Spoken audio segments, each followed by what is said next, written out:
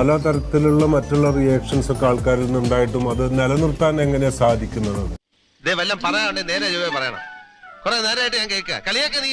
എന്റെ തനി സ്വഭാവം നീ അറിയും. ഞാൻ ചെറുപ്പത്തിലെ മെഡിറ്റേഷൻ ശീലിച്ചിരുന്നു സാർ. എൻ്റെ അഭിപ്രായത്തിൽ ഞങ്ങൾക്ക് ചെറുതായിട്ട് വേദപഠനം ഉണ്ടായിരുന്നു. എപ്പോഴും നമ്മൾ മനസാക്ഷിയുടെ മുന്നിൽ നമ്മൾ ക്ലിയർ ആവാന്നുള്ളത്.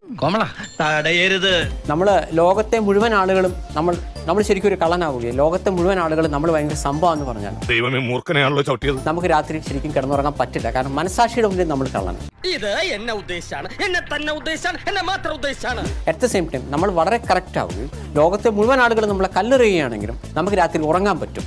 കാരണം മനസാക്ഷിയാണ് ഈശ്വരൻ. എന്ത് തങ്കപ്പെട്ട മനുഷ്യനല്ലേ? ഇങ്ങോട്ട് തന്നെ 100-ൽ 100 മാർക്കാ നിനക്ക്. മനസാക്ഷിയുടെ മുന്നിൽ നമ്മൾ ക്ലിയർ ആണ്.